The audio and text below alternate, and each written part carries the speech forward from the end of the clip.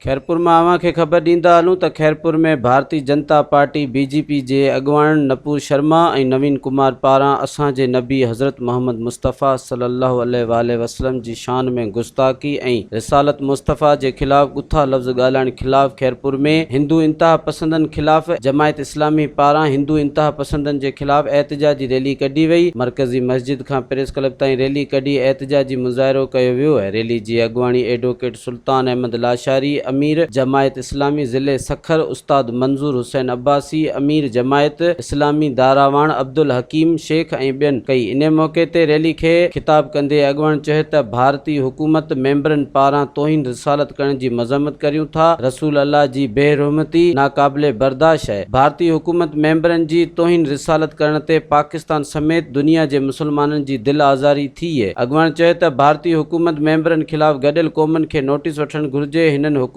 पाकिस्तान खां मुतालबो कयो त भारत में तौहीन रिसालत करण जो नोटिस वठी भारत सां सिफ़ारती तालुकात फिलफौर ख़त्म कया वञनि। भारत सां कारोबारी सिलसिलो बंदि कयो वञे। ॿी सूरत में तौहीन रिसालत कंदड़ भारतीय हुकूमत मेंबरनि ख़िलाफ़ एहतिजाज जो दायरो वसी कयो वेंदो। इन मौक़े ते रैली में ज़वार अशरफ हुसैन चन्ना, मोहम्मद आज़म ऐं ॿिया मौजूद हुआ। रैली जी इख़्तिताम ते तौहीन रिसालत कंदड़ भारतीय हुकूमत मेंबरनि ऐं मोदी ख़िलाफ़ सख़्त नारेबाज़ी कई वई आहे। मज़ीद ख़बरनि ऐं तफ़सीलात लाइ विज़िट कयो असांजी वेबसाइट www.awamiNewsHD.com ऐं ॾिसंदा रहो अवामी न्यूज़ HD।